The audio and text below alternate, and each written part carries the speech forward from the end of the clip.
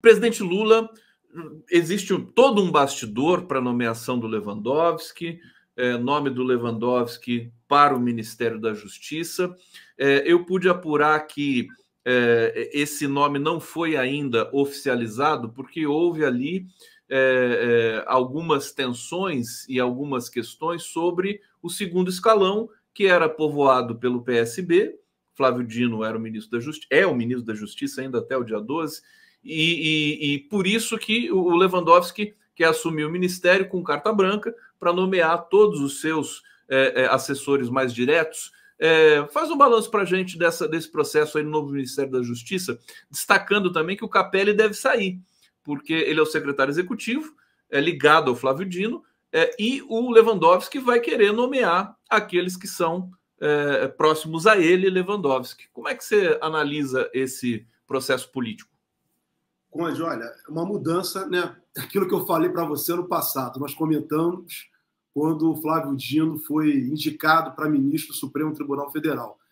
A política brasileira perdeu uma grande liderança, e agora ele vai ser juiz, né? O papel político dele lá como juiz é outro, né? O juiz tem uma outra atribuição. Flávio Dino era um quadro excepcional da política brasileira com um futuro brilhante. E, de certa forma, a indicação dele para o Supremo Tribunal Federal fez com que a sociedade brasileira perdesse, nesse momento, volto a dizer, nesse momento, essa grande liderança. Então, agora, com o Flávio Dino saindo do Ministério da Justiça, o presidente Lula parece estar indicando, efetivamente, o ex-ministro Ricardo Lewandowski para esse cargo. São estilos completamente diferentes, a meu ver. O ministro Flávio Dino tinha aquele embate político permanente, né, do enfrentamento contra a extrema-direita, num enfrentamento público mais ostensivo e de esclarecimento da população a respeito dos temas relacionados à segurança, né, que é um problema seríssimo no Brasil, problemas até muito semelhantes ao que, né, verificamos no final do ano passado no Rio de Janeiro, né, que vimos agora no Equador, não na mesma proporção, mas um pouco semelhante. E o ministro Flávio Dino era essa pessoa que passava confiança para a sociedade brasileira no enfrentamento da extrema-direita e também nas questões relacionadas à segurança pública. Teve no Ricardo, no seu secretário executivo, Ricardo Capelli, né, um braço muito importante nesse enfrentamento, e a atuação dos dois no episódio, né, de 8 de janeiro de 2023 foi muito importante. Todos dois se colocaram firmemente na defesa da democracia. Então, são estilos agora, né, que eu estava falando, completamente diferentes. O ministro Ricardo Lewandowski, só verificarmos a atuação dele no Supremo Tribunal Federal. Foi um ministro, né, em muitas oportunidades firme, né, manteve um comportamento na defesa do Estado Democrático de Direito, na defesa de princípios importantes para a sociedade, para a soberania do Brasil. Então, foi um juiz que tem um comportamento mais discreto, não com tanto embate de enfrentamento como tivemos com a dupla Dino e Capelli.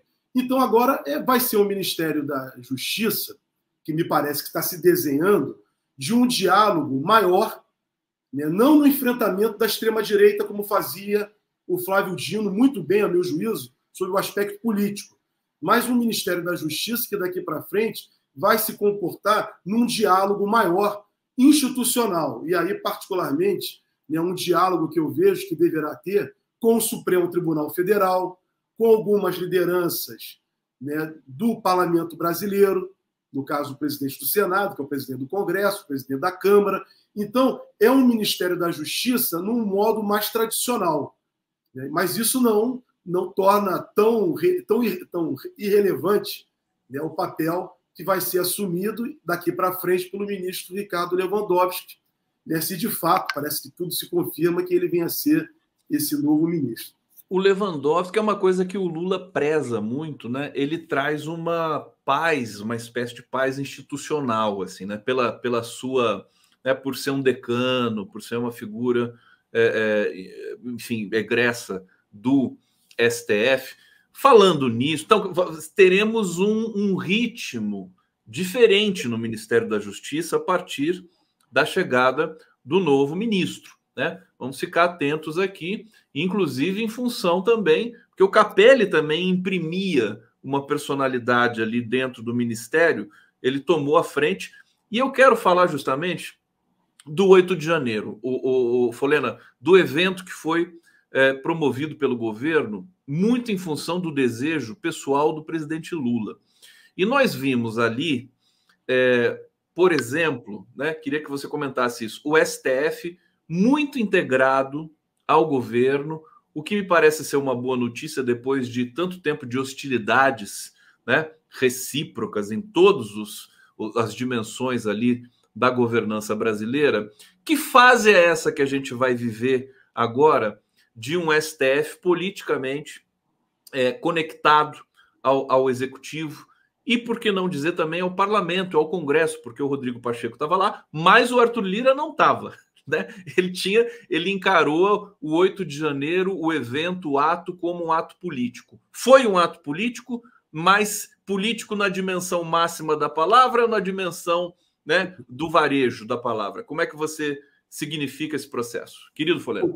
Ô, Conde, o ato foi um ato necessariamente foi um ato político. Tinha que ser um ato político. Porque o que aconteceu no 8 de janeiro no Brasil, por parte da extrema-direita, também foi um ato político. E o ato de reação institucional tem que ser um ato político, como aconteceu. Agora, o que eu verifiquei, Conde, eu acho, entendo, né, que esse 8 de janeiro de 2024 poderia ter sido melhor trabalhado. Melhor trabalhado pelos três poderes. Porque o que foi agredido em 8 de janeiro de 2023 não foi um poder, foi o Estado brasileiro, foi a sociedade brasileira como um todo, foi a Constituição do Brasil. Então, o governo atual, o parlamento atual e o poder judiciário atual estavam legitimados, os três, para juntos promover uma grande campanha nacional no dia 8 de janeiro de 2024, que inclusive deveria ser feriado. Deveria ser um dia nacional de comemoração. Inclusive, mesmo sendo um período de férias, sendo mês de janeiro, mas ter sido feita uma campanha gigantesca no país, conduzida pelo Estado brasileiro. Nós estamos diante de uma questão, esse tema é um tema de interesse do Estado, não é interesse de um governo, não é interesse de um poder apenas.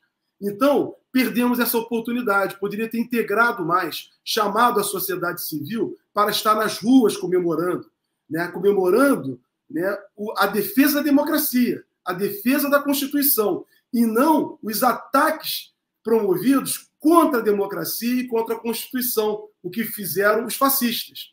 Então, no meu juízo, perdemos essa oportunidade política de um país inteiro estar celebrando o Dia Nacional da Democracia. Esse, para mim, era... Aliás, muita gente sugeriu que se tornasse um feriado também, o dia 8 de janeiro. Você acha? Acho que sim. Acho que sim. Foi tão grave o que aconteceu, tão grave, porque, na verdade, o que os agentes que praticaram aquela ação, que idealizaram, que financiaram, que participaram, direto ou indiretamente, o que eles queriam era destruir o Estado brasileiro. O atual Estado brasileiro, como está aí, previsto na Constituição do Brasil, que foi refundado e está consagrado no texto constitucional. Então, eles queriam destruir isso para constituir uma ordem autoritária, uma ordem de exceção. Então, quem venceu? Houve derrotados e vencidos naquela batalha. Os derrotados foram os fascistas, aqueles que estavam trabalhando contra a democracia. Eles perderam. E quem foram os vitoriosos? Foram aqueles que defenderam a democracia. Todos esses que deveriam e que participaram do 8 de janeiro de 2024. Infelizmente, aí vestiram a carapuça, tem que dizer isso com muita clareza. Aqueles que não participaram do ato de 8 de janeiro de 2024 foram os que foram derrotados, porque no fundo, o que eles queriam era uma nova ordem autoritária, uma nova ordem que atacasse o Supremo Tribunal Federal, que impedisse que o presidente Lula tomasse posse, que impedisse que o parlamento, que é democrático, assumisse. Então, esses que não foram, eles vestiram a carapuça, que não são defensores da democracia. Eu vesti a carapuça da democracia. Está aqui minha carapuça, Folena. Você conhece minha carapuça. Ô, Folena. Você é um defensor da democracia, Conde. Só para concluir esse tema, quero só lembrar. Está aí no YouTube, pode procurar. Eu me recordo que no dia 9 de janeiro de 2023, nós dois, às 5 horas da tarde, fizemos uma live para falar sobre aquele ocorrido no domingo. Foi numa segunda-feira. E nós, naquela oportunidade, você e eu, você conduziu e dissemos com muita coragem e convicção que todo o alto comando do Exército deveria ter sido destituído, porque eles eram os responsáveis diretos do que aconteceu. Eles possibilitaram aquilo. E nós fizemos a defesa da democracia sem medo. Estamos aqui. Vimos no documentário da Globo News, né? e também do Azenha, da Fórum e outros documentários, mas sobretudo nesse da Júlia do Alib, que mostra que a alta cúpula do Exército realmente estava comprometida ali. A gente viu os embates tensos entre Dino e o general Arruda, e não por acaso o Arruda foi exonerado uma semana depois, se não me engano, do 8 de janeiro. Eu recebi aqui, segunda, terça, nessa retomada aqui do 11 News, o Lenny Streck e mais outros convidados, dizendo, e eles diziam o seguinte sobre o 8 de janeiro: faltou participação popular. O que você acha disso? É exatamente isso que eu falei. Quando eu disse que perdemos uma oportunidade de tornar um dia nacional, era fazer esse movimento de massas.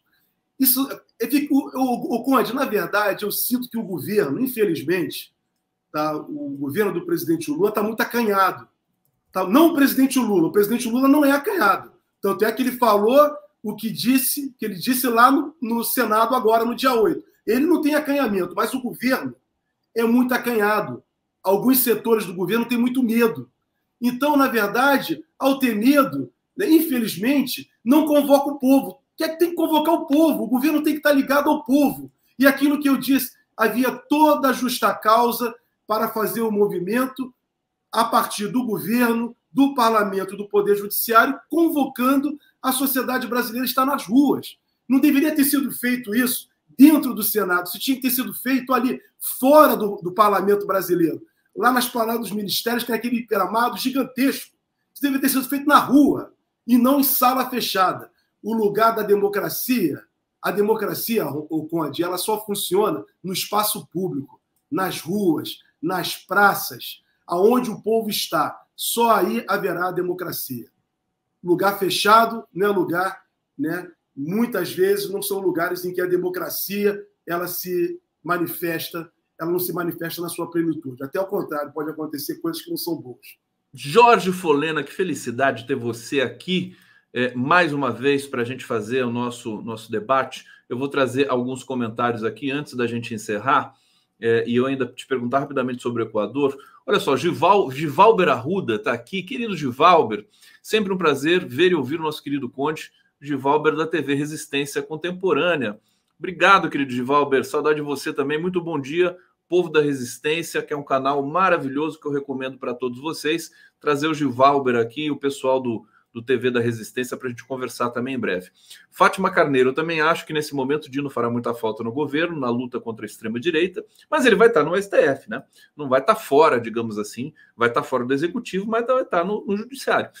Thaís Marchiori, também estava com saudade do Conde, também estava com saudade de você, Thaís. E o Fernando Bay Lewandowski é uma perigosa porta giratória.